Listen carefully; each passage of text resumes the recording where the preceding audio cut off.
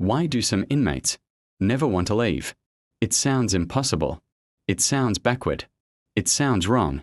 But inside America's prison system, and prisons around the world, there are men and women who have spent so many years behind bars that freedom feels more frightening than prison itself. This is the story you were never supposed to hear. A story about a man who walked out of prison after 31 years and begged to come back. And no, he wasn't dangerous. He wasn't violent. He simply didn't know how to live outside anymore. Today, we're re-diving deep into institutionalization. What really happens to a human mind when prison becomes the only world you understand? This isn't fiction. This is real. And it's one of the most heartbreaking truths about life behind bars. Most people imagine prison as the worst place you could ever be, a place everyone wants to escape. But what if I told you that after enough years, your brain begins to adapt? Your body learns a new rhythm. Your decisions shrink. Your world becomes predictable, almost comfortable.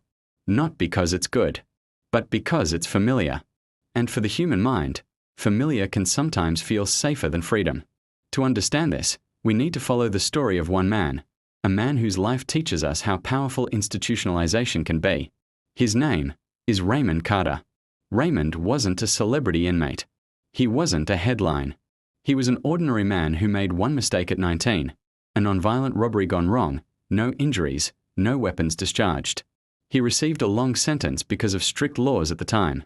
But this story isn't about his crime. It's about everything that happened after. When Raymond first entered prison in 1988, he was terrified. He said it felt like being dropped on another planet. The noise, the structure, the constant supervision, the loss of privacy. But like many long-term inmates, he adapted. Humans always adapt. By his 10th year inside, Raymond knew everything. He knew when breakfast trays rolled in. He knew which officers worked which shifts. He knew the rules, spoken and unspoken. By year 20, prison was his world. By year 30, prison was home. Instead of lecturing, I weave the psychological concepts through Raymond's experience. YouTube loves emotional storytelling tied to real information. In the free world, you make hundreds of decisions every single day. What to eat, where to go, how to spend your time. But in prison, almost every decision is made for you. You don't choose your schedule. You don't choose your clothes. You don't choose when to wake up or when to sleep. You live in a system, until eventually, the system lives in you. Psychologists call this institutional dependency, when daily structure becomes a crutch. And for Raymond, that structure became the only thing he trusted. In 2019, after 31 years, Raymond got news he never expected. You're going home. His reaction: not excitement, not relief, fear. Real, physical, overwhelming fear. Because after 3 decades, the world outside didn't feel like freedom. It felt like danger. His brother had passed away. His mother was gone. Technology had exploded. The city he grew up in looked like a different planet. Raymond later said, "I didn't know how to live out there. I didn't understand the rules anymore." But the law said he was free. So he left. Here's where the story becomes truly heartbreaking and absolutely gripping for viewers. Raymond stepped out with a plastic bag containing a pair of prison-issue shoes court papers and a bus ticket. The world was loud. People walked fast. Cars zipped by. Bright signs flashed in every direction. He said, "It felt like my brain couldn't keep up. Everything was moving too fast." He walked into a convenience store to buy water, something he hadn't done in 31 years. The moment he stepped inside, he froze. So many colors, so many options, so many decisions he didn't know how to make. He panicked, walked out without buying anything. That night, in a small halfway house room, Raymond sat on the bed and cried, not because he was sad, but because he felt lost. For the first time in decades, there was no schedule telling him what to do next. And that scared him more than anything that had happened inside prison walls. After 2 months of struggling, missing appointments, and feeling overwhelmed, Raymond walked into a police station and asked if he could return to prison. Not because he committed a new crime, not because he harmed anyone, but because he genuinely didn't know how to function outside. The officer said no. There was no legal reason to take him in. Raymond left quietly, holding back tears. Institutionalization isn't just a psychological concept. It is a lived reality, a slow fading of the muscles needed to survive in normal society. Prison had become the only place where Raymond understood the rules. This is where we now widen the story, setting up future chapters where we'll explore the history of institutionalization, more real stories of inmates who struggled with freedom, how prisons unintentionally create dependency, the emotional toll of long sentences, what solutions experts are trying to use, and whether society is prepared to help long-term inmates re-enter the world. But before we go deeper, you need to meet someone else, a man whose story shocked even veteran correctional psychologists.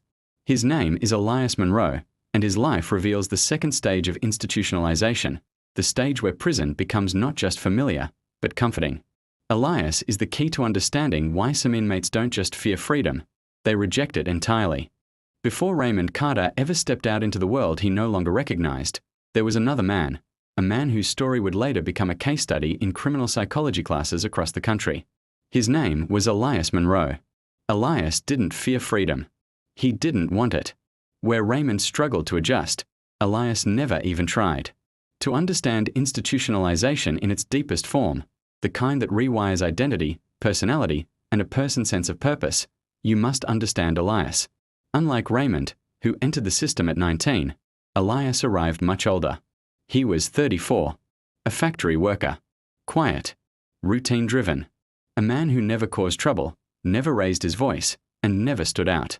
But after a series of financial hardships and a desperate attempt to cover debts, Elias was convicted of a non-violent fraud scheme. He received a lengthy sentence because of the laws at the time.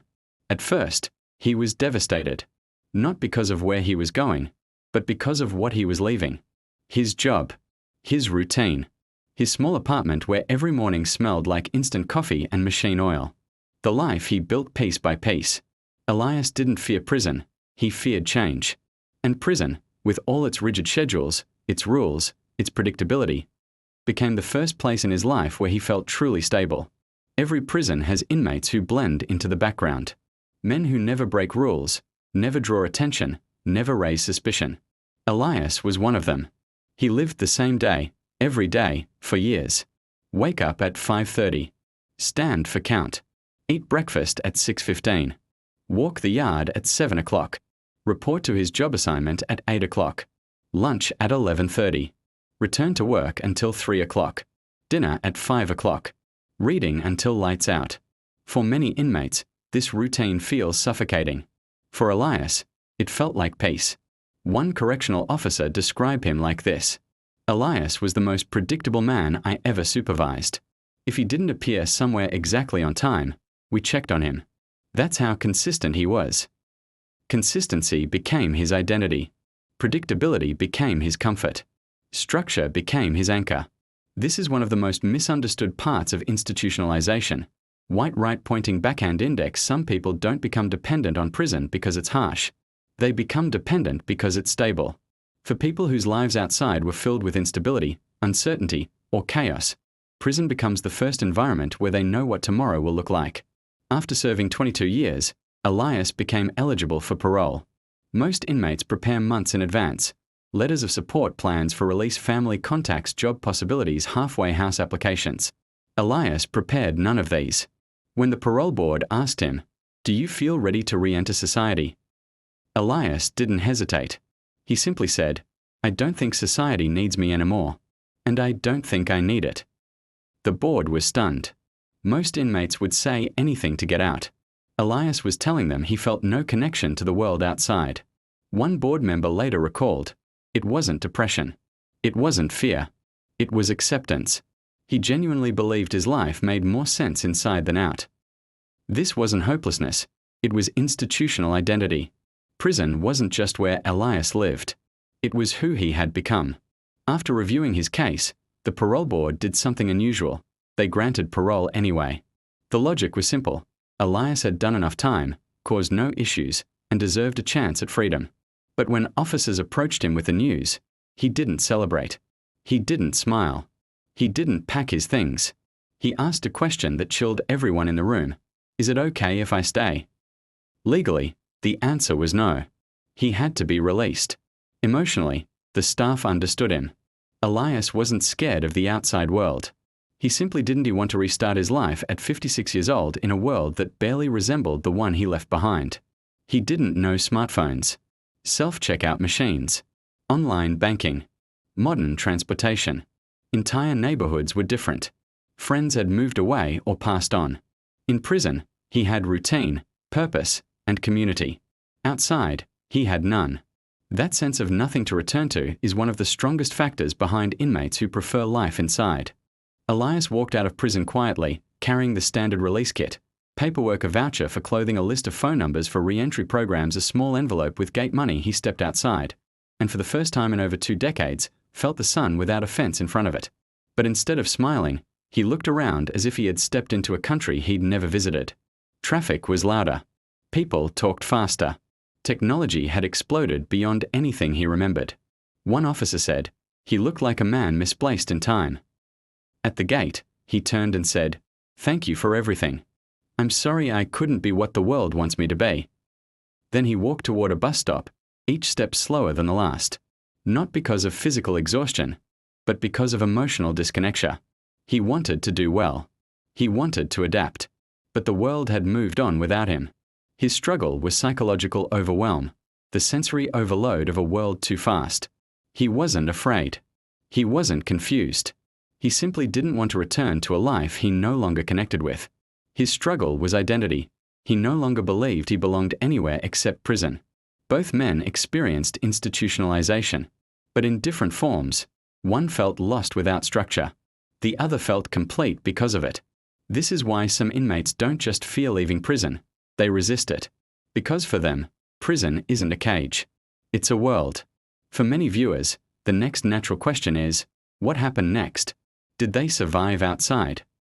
This is where the story deepens, and where we continue building emotional weight and narrative power for your full 20K word video.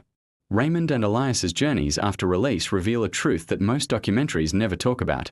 White right pointing backhand index, freedom alone isn't enough. Without guidance, support, and purpose, freedom can feel like another sentence. Institutionalization isn't just a concept. It isn't just a word in psychology textbooks. It is a quiet reality lived by thousands of men and women whose lives have been shaped, sometimes reshaped, by decades behind steel doors. Raymond Carter wanted freedom, but feared it.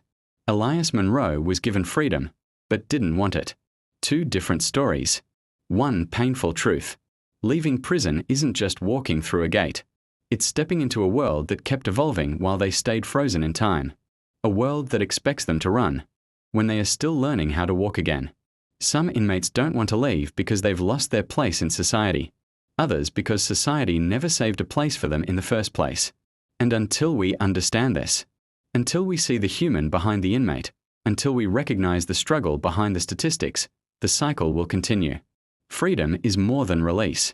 Re-entry is more than a bus ticket. And healing, real healing, requires more than time.